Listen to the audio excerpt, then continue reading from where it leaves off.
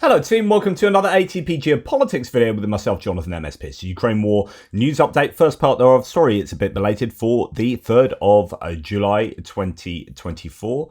It's a very busy day for me today. It's a day before the UK elections. I'm going to do a live stream tonight. So watch out for that one. It will be a bit of a chat and predictions about the election. We'll go through some of the manifestos. It's too big a thing to do just for one video. So we'll dip into some of the manifestos. But if you're interested in that, check out my live stream tonight. In the meantime, let's go to the Ukrainian general staff figures for the Russian losses for the day before. All the usual caveats apply. And we can see that there are 1,180 personnel lost, pretty much where it's been. 16 tanks. Again, we are seeing this weird up and down to the daily tank losses, where some days it's like 0, 3, 8, 16, 3, 8, 20. It's just really up and down. I don't quite know what to make of that, really. It just obviously, I don't know what to make of it. It's obviously this. It could well be just the anomalous nature of war zones, right? You know, they don't always work consistently. 17 armor personnel vehicles lost. That's about average. 57 artillery systems, something that has been consistent, is a massive loss of artillery systems on a daily basis. 57, that's about 3+ times average, the daily average. 1 multiple launch rocket system, 2 anti-aircraft warfare systems, 63 vehicles and fuel tanks, and that's a very high number in that category, and 12 pieces of special equipment also high there. Now, I would like to bring you Andrew Perpetua's loss stats. He hasn't released them yet. What I do have is Dell's loss stats on the Excel spreadsheet or workbook that is always linked to the hits and losses video in the description below.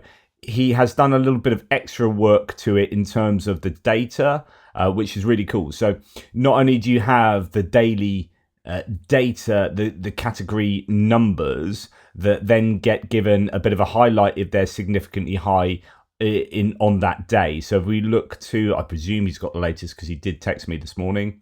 So we've got the 3rd of July there. We've got 1,180. So that's fairly hot color there. We have a fairly high artillery as well. Artillery range there.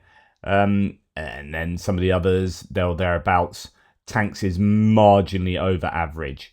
So if we go to the right of here, what he has added are the averages. So we have the mean average, median, and the mode. So if you know your averages, that will give you an understanding of where the daily stats are compared to right now. So the daily stats, the average is 634, and we are seeing 1,180. And of course, that average is going to take into account all the earlier days in the war when there were many days of sort of 200, 300 losses and whatnot. I mean, look at the mode there. I think the average is probably more useful in the other categories, like 17 on a daily basis today. And this is great because I think he adds today's one. Oh, that's really clever. So he adds today's one next to the averages. That's really useful, Dell. Nice one, matey. So 16 compares to a mean average of 9.43 in the tanks category. He's got tanks and tanks plus. I might have to ask him about that. So anyway, is that the total tanks? And then that I won't have to ask him about that. It's total tanks and then number of tanks today. So we have 17 APVs, which is actually now just below the mean average. Wow, that has gone up. That's interesting there. And indeed, the artillery average has gone up. It's now above 17 as well. So interesting. That means that we would have 30 plus 21. That's still over 3 times the average there. So anyway, you can go and check that out at your leisure. If you look at the personnel losses, for example, I will have to move my face, won't I? No one likes my face at the best of times. So here we have the blue line representing the total. That will always be going up, of course. You're always going to be, unless there's no additions, in which case actually it will just remain a little bit flat there, but essentially you have the gradient of this line representing, so if it's steeper, it will represent higher losses, and you see it as these big losses came in here, which is in December 22, on from the Kharkiv and then the Kherson counteroffensive. You saw the losses start going up and that line gets a bit steeper. But we are now over here at much higher figures than we're experiencing in the personnel losses at this time of the war than we were back in 2022. Let's just look at artillery. That'll be the only other one we'll look at before we move on. We can see that the artillery losses have been really staggeringly high on a number of days compared to where we were seeing really heavy days previously. And ever since the Ukrainian counteroffensive, so yeah, we saw a couple of upticks here during the Kharkiv and the Kherson counteroffensives there, but it wasn't really until the Ukrainian counteroffensive in May of 2023 where they got stuck getting hammered by Russian helicopters, ATGM crews, but artillery and drones. And the artillery, and mines, of course, and the artillery was seen as one of the major obstacles for further Ukrainian advances. And ever since that moment, you have seen I think a systematic approach to taking out Russian artillery. And we've just seen this really big focus. But look at the trend line. Look at that dotted line there going right up as we see really significant numbers of artillery on a pretty regular basis. Yeah, you'll get the odd day where it's not so much, but yeah, really high numbers, denoting that the Ukrainians are doing a very good job, at least according to their own figures, of attriting the Russian artillery, and today has been no exception. Now, I don't really have much footage to share with you. I mean, there's plenty of footage I could show you that's deeply inappropriate. It doesn't really show you anything new or any trends. This one is of some interest. So BM21 grad cannibalism. So people like Covert Cabal and others have been doing the satellite imagery analyses to try and calculate how many vehicles or pieces of equipment in any given category the Russians have left. They look at the dwindling stockpiles in those large storage bases back in the depths of Russia. This is concerning the BM21 grad cannibalism from Vishchin military here, reviewing satellite images of the arsenal in Irkutsk, one of the largest MLRS storage bases. So this is only one place, but it might be representative. We noticed an interesting pattern. Almost all of the available grads in the upper part of the base had been cannibalized with their launch tubes removed over the past year. You can see this in the video. We did indeed, let's try and play that video. We divided this part of the base into 3 zones, which in 2023 contained 147 grads. By 2024, there were 93 cannibalized and 43 intact BM21 grads. Is this a lot? Judge for yourself. In 2023, we counted 270 grads across major storage bases, meaning nearly 40% were cannibalized. Why? As explained in our research from a year ago, the removed launch tubes are used to assemble the modernized BM21 Tornado G, leaving the chassis without a purpose. So the Russians are certainly using up their stockpiles, cannibalizing vehicles in order to create new ones, and that is resulting in satellite images showing a lot of bases and storage facilities having considerable dents in their numbers. I don't know why this isn't particularly working as a video and playing too much, but anyway, you can go onto this video. It will be linked in this GIF linked in the description below to see what the situation is there. So that's all I have for the hits and losses. We'll move on to strikes. Fair bit of activity last night. First of all, the Russians did attempt to and succeed in some cases to strike targets inside Ukraine with missiles and indeed Shahed drones. This morning, Russia struck Ukraine, mainly in the Dnipropetrovsk region, with missiles and drones. Shot down 1 out of 3 Iskander-K cruise missiles were shot down, 4 out of 4 Kh-59s, 5 out of 5 Shahed kamikaze drones. That's a very low number of drones. Now, we have seen at least 2, was it possibly 3? I was saying this yesterday, I couldn't quite remember. Warehouses taken out that had stockpiles of Shahed drones, and indeed other drones as well, at least in one of those cases, so Lancets and Zalas. But it could be that the Russians are a little bit low on Shaheds at the moment, and firing 5 on a night when they've not really shot too many missiles either. Again, what does this tell us about where the Russians are with their production capacities and procurement capacities for both missiles and drones, and also the firing capacity? So you need, depending on what the missile is, you need the launchers, either a ground-based launcher, or you need your ships and submarines to be able to launch, or able to be loaded to launch. So there were issues with the loading facilities being in Sevastopol, but the fleet moving to Novorossiysk. And there are claims that they have moved or built a loading facility there now. So you should see submarines and ships firing off these cruise missiles. But we haven't seen too much of that. It has happened once, I believe, at least. I don't know. I presume they are still sort of regularly firing these missiles from the Black Sea, but we are just not seeing the large numbers of missiles that we were, I think, earlier in the campaign. I say that, but I really should go on to the cruise missiles to see if that is the case. Yep, you're much lower numbers there. We're not, look here, 75 in the 60s, routinely above 40 in that period.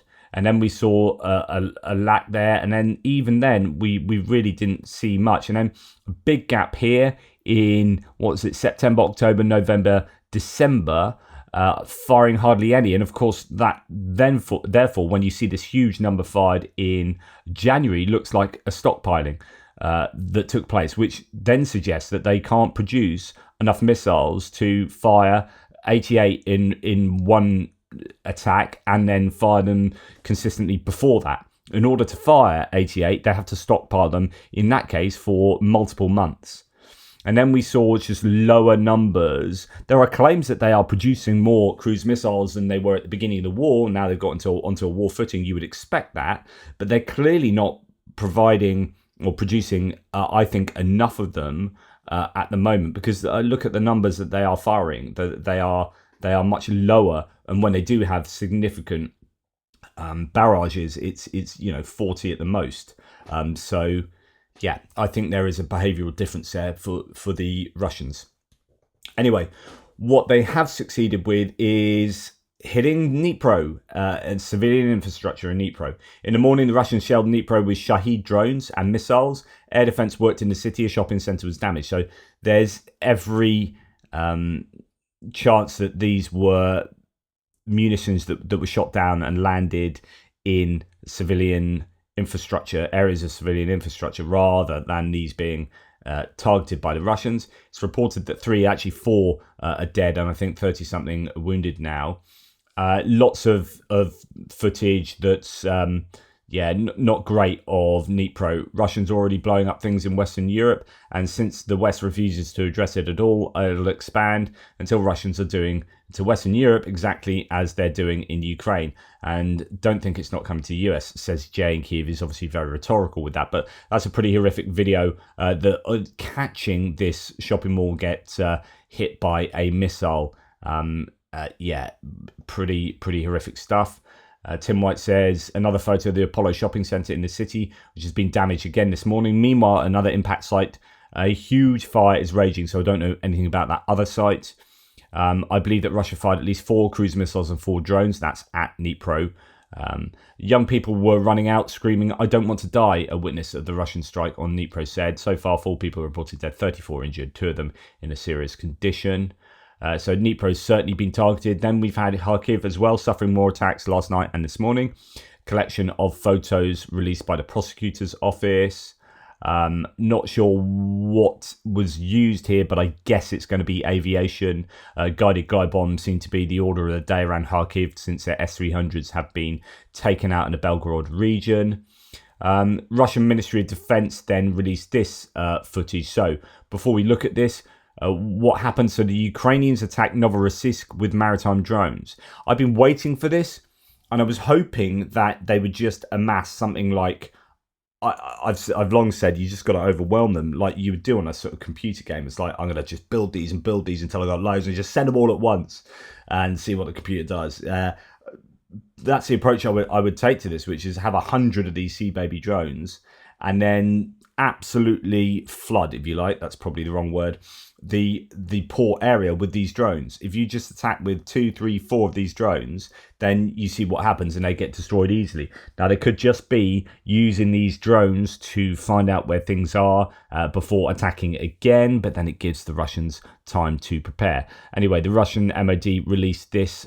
They claim that 2 Ukrainian naval drones were being destroyed in the port of Novorossiysk. Quite often when they do release this kind of footage, however, it is the case that there are other things taking place and may well have hit other ships or port infrastructure, but the Russians aren't letting on about it. So you get quite a lot of fire going in and around these ports. And when you've got ships moored all over the shop, I reckon something like this is probably quite dangerous, as you're like cross-firing all, there's tracers and rounds flying all over the shop.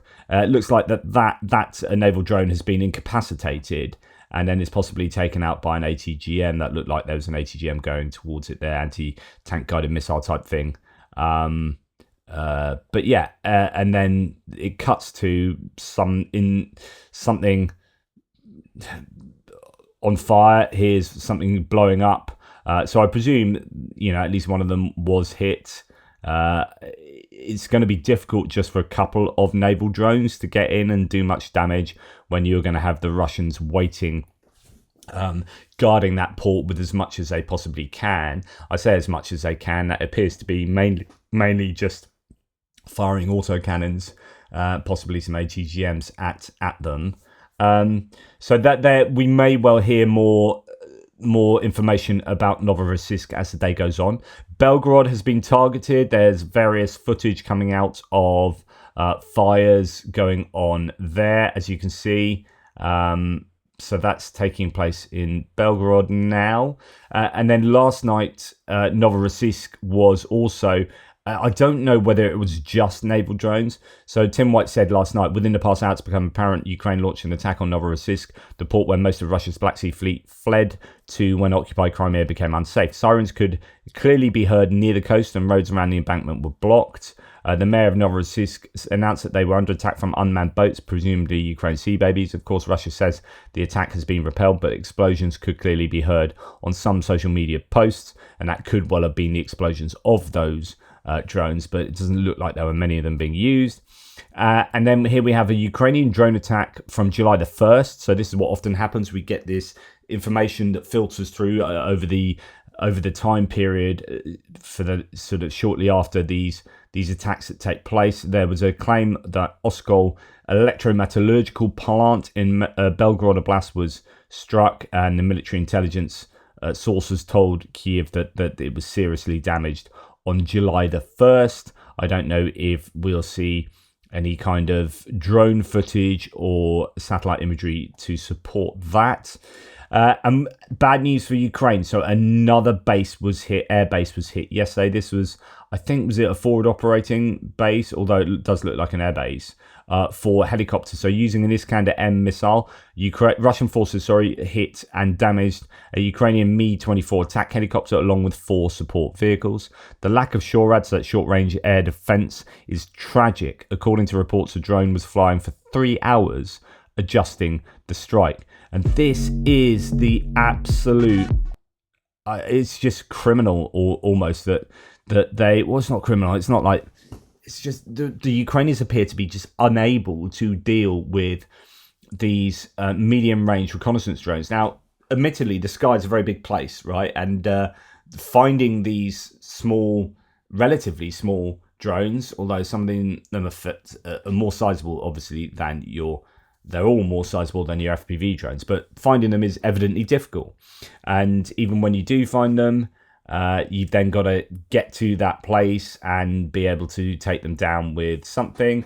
And as a result of not being able to do that, Ukraine keeps losing high value equipment, in this case, a Mi-24 attack helicopter and support vehicles. So it's really, really frustrating for the Ukrainians. And this makes people super angry, who are like, what are they doing? Yes, evidently it is difficult to have enough radar coverage and enough air defense across across all of Ukraine to be able to take these out. But when you're talking about air bases, I mean, these are air bases. You've got helicopters there, you've got Su-27s there, whatever. You've got to have surely you've got to focus your air defense systems on those places, especially with the incoming F-16s, which some people are saying that actually they might be here sooner rather than later. People talking about July being the month that we might see them, although they'll be active more to the west as they get used to flying. They'll be taking out missiles before they are moved closer to the front on offensive duties. So yeah, this is such a huge challenge for the Ukrainians. Now, on the other hand, here's a bit of good news. One of many IRIS-T SLM, so this is the medium range IRIS-T launcher, in service with the AFU, shown in a video published by the Ukrainian Air Force to celebrate the Anti-Aircraft Missile Troops Day.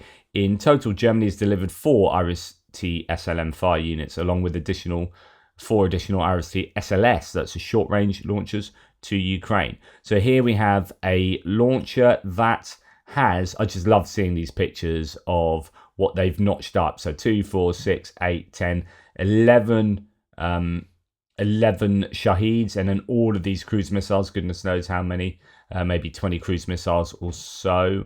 Of course, you can equate how much it might cost to take out these Shaheeds with an SLS or SLM SLM interceptor. But as ever with these targets, these aerial targets, it's not the value of the targets themselves, but it's the damage they can do. It's the opportunity cost of not shooting them down. And if one of those missiles slams into a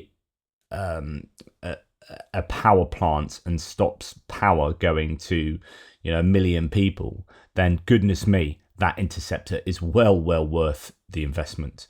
Right, okay, moving on to other bits and pieces. So, not great news operationally from the front line, says Tim White. We'll have a look at the map later, but Russia has regained some ground in Vovchansk, apparently in northern Kharkiv, as well as on the edges of Chaziv Yar and Toretsk.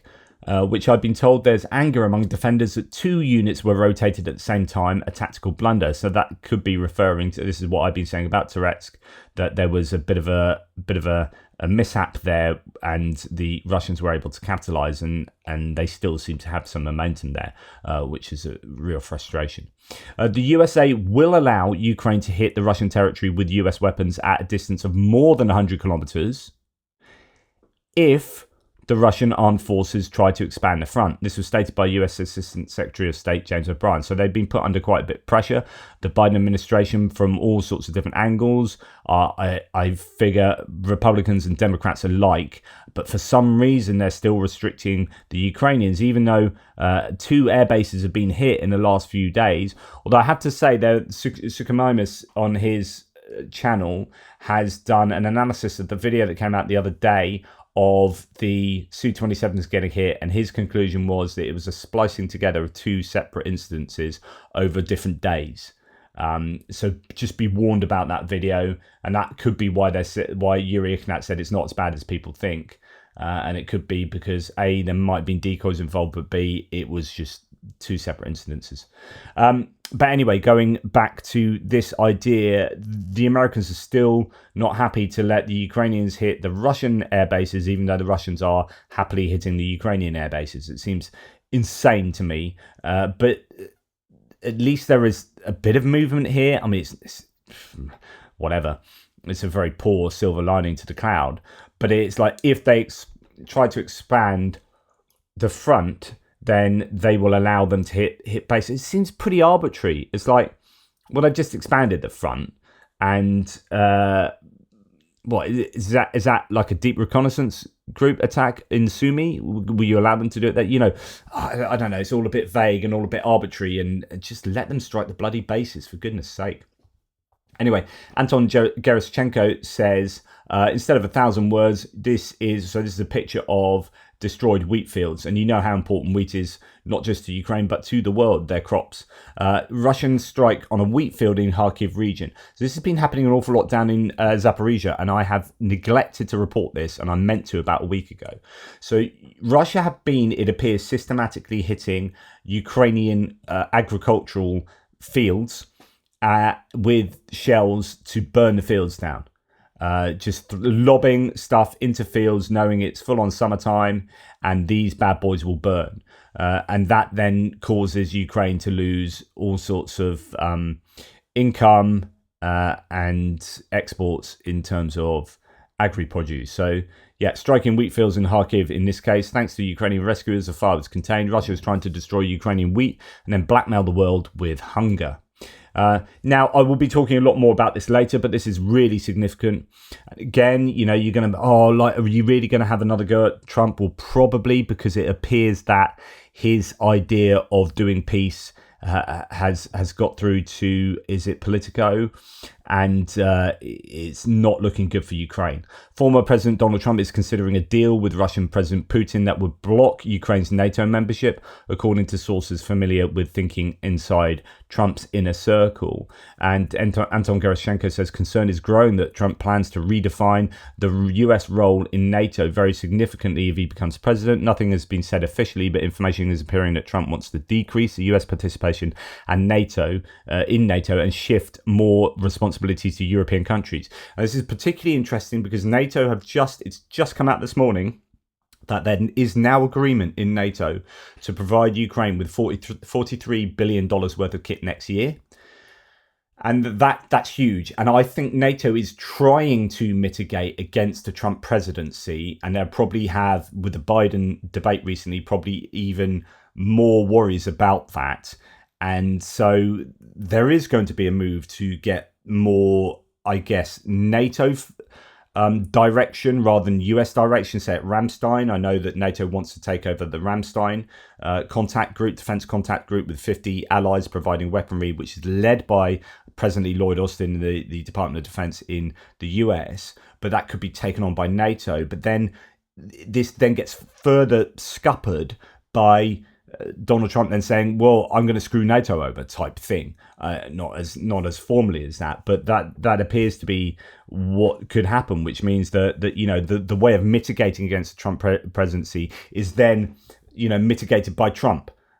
So one of the most significant changes that might happen is that NATO could refuse to defend its member if their contributions are less than 2% of their GDP. This will basically cancel out the famous NATO Article 5, according to Politico. Now, you could argue that's a good thing. You know, if you're not going to pay enough into your defense, then you don't get to be defended by other NATO members in Article 5. So, you know, I can see some merit in that, but it's dangerous then, and you start getting a degrading, I think, of the Article 5 principle, which would then gives a chink in the armor that allows, you know, China and Russia to get their tails up a bit, I think. Trump is also reportedly opposed to Ukraine and Georgia joining NATO. He promises to end Russia's war in Ukraine quickly, although no details are ever provided. The article outlines Trump's possible policy changes in detail, and we'll look at that later. Russia, this is what freedom looks like in Russia. Yeah, freedom. Woo, we love liberty. Russia loves liberty. What's your liberty looking like today, Russia? Russia jails a teenager. Oh, I hope he's done something proper bad, like maybe murder or something, for allegedly sending money to the Ukrainian army. Okay, well, I presume it'll just go down for a few months. A Russian court on July the 2nd sentenced a 19-year-old, young lad, all his life ahead of him, to 12 years in prison. Right, 12 years in prison for treason. Okay, after he was accused of donating money to the Ukrainian army. Okay, 12 years, 19. Okay, Russia. Right, I get it. What's that word? I used to use it a lot. Oh, that's it. Bastards. Okay. Tim White, the working day is well underway in the far east of Russia, but one of the biggest banks doesn't appear to be working, he said this morning. Major technical problems seem to have hit Sberbank again across a number of cities and regions in the east. And this could be to do with hacking. We know that Ukraine are very keen on trying to hack the financial institutions of Russia to cause mayhem in that domain. Anyway, that's enough from me. Thanks for watching. Please like, subscribe and share. I really appreciate all of your support. Take care, y'all, and I will speak to you soon.